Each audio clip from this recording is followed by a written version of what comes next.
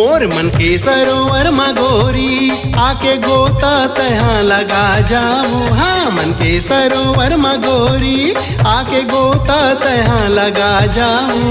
मन हृदय माँ बस गेहस जिंदगी माँ अब तो आ जाओ।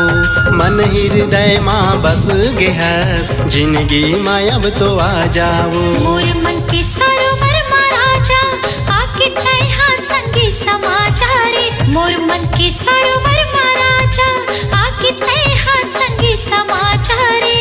मन हृदय माँ बस गेहस जिंदगी माँ अब तो आ जा रे। मन हृदय माँ बस गेहस जिंदगी माँ अब तो आ जा रे। मोर मन के सरोवर महाराजा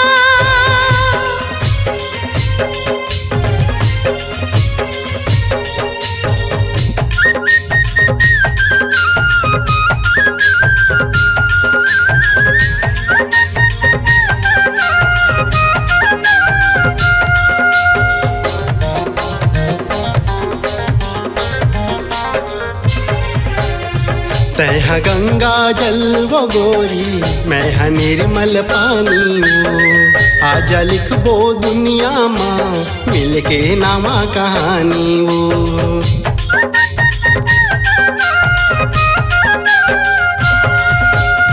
तह मोरे दिल के राजा बन गयो मैं तोरे रानी रे।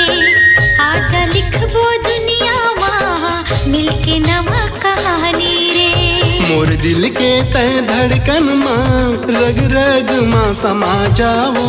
मोर दिल के तय धड़कन माँ रग रग माँ समा जाओ। मन हृदय माँ बस गेहस जिंदगी माँ अब तो आ जाओ। मन हृदय माँ बस गेहस जिंदगी माँ अब तो आ जाओ। मोर मन के सरोवर महाराजा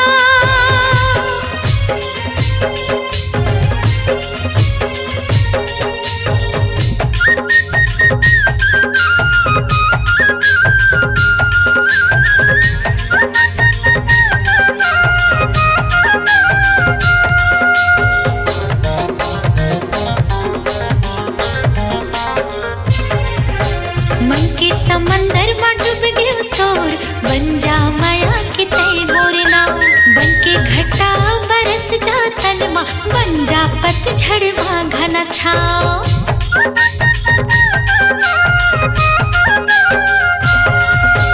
तय मोर हृदय अंतस माँ बसे हा बस रग रग माँ।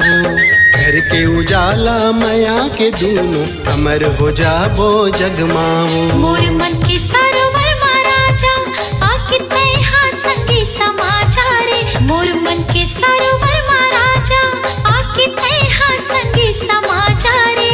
मन हृदय माँ बसे गेहस जिंदगी माँ अब तो आ जा रे। मन हृदय माँ बसे गेहस जिंदगी माँ अब तो आ जा रे। मोर मन के सरोवर मगोरी आके गोता तहाँ लगा जाओ। हाँ मन के सरोवर मगोरी आके गोता तहाँ लगा जाओ। मन हृदय माँ बस गेहस जिंदगी माँ अब तो आ जाओ। मन हृदय माँ बसे गेहस जिंदगी माँ अब तो आ जा रे। हाँ मन हृदय माँ बस गेहस जिंदगी माँ अब तो आ जाओ। मन हृदय माँ बसे गेहस जिंदगी माँ अब तो आ जा।